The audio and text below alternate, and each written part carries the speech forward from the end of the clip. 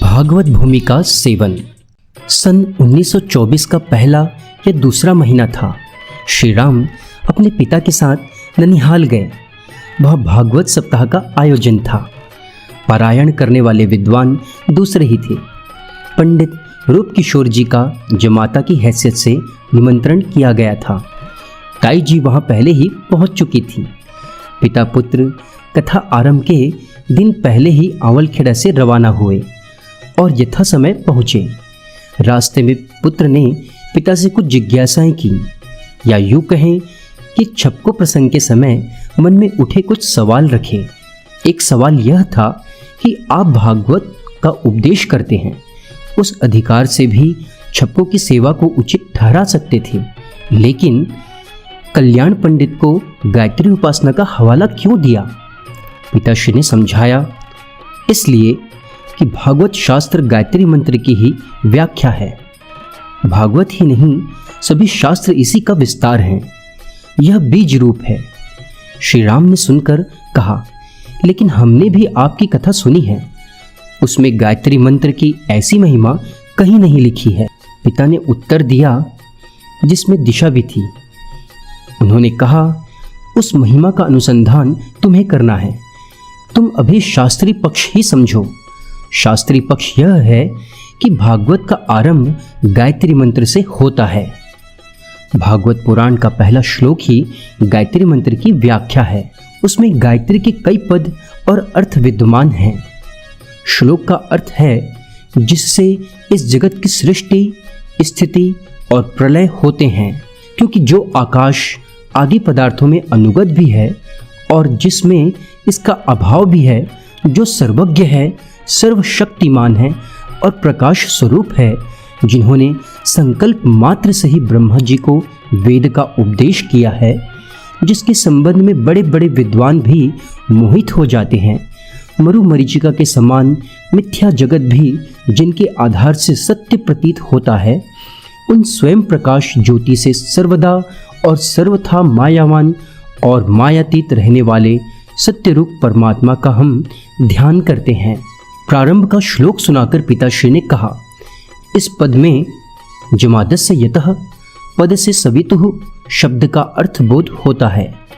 स्वराट शब्द देवस्य का बोध कराता है। इसी प्रकार धाम्रा सेवन सदा निरस्तु हुकम पद से वरेण्यम भर्ग और तेने ब्रह्मा हदाचा आदिक वे पद गायत्री में निहित स्वराट या त्रिभुवन को संचालित करने वाली परम शक्ति का उद्बोधन करता है। सत्यम परम धीमहि गायत्री मंत्र की मूल प्रेरणा को स्वयं ही व्यक्त करता है। यही नहीं, भागवत शास्त्र का उपसंहार भी सत्यम परम धीमहि से होता है। द्वादश स्कंद के 13वें अध्याय का 19वां श्लोक परम शुद्ध मायामल से रहित और परमात्मा के सत्य को अपने भीतर धारण करने की प्रार्थना से संपन्न होता है। अर्थ से और शब्द से दोनों विधि से भागवत शास्त्र गायत्री की ही तो व्याख्या का विस्तार है। मत्स्य और वामन पुराण के संदर्भ से भी पंडित जी ने समझाया कि भागवत शास्त्र को गायत्री ने ही अधिकृत किया है। उसका आरंभ गायत्री से ही हुआ है, इसलिए वह भागवत है। ननिहाल तक का रास्ता इस विषय पर चर्चा में कट गया। गायत्री सभी शास्त्रों का इस युग के प्रतिनिधि ग्रंथ भागवत का आधार है, क्योंकि वह सनातन धर्म का भी आधार है।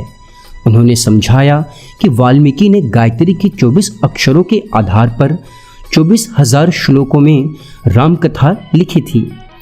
रामायण की जो प्रतियां इस समय मिलती हैं, उनमें पूरी रामायण में एक निश्चित अंतराल से एक श्लोक गायत्री के एक अक्षर से आरंभ होता है। उसी अंतराल के बाद एक श्लोक अगले अक्षर का उद्घोष करता है। कुछ 100 साल पहले गोस्वामी तुलसीदास ने लोक भाषा में राम कथा गानी चाहिए। सनातन धर्म का स्वरूप उस समय के अनुरूप समझाना चाहा तो रामायण और भागवत दोनों का आश्रय लिया।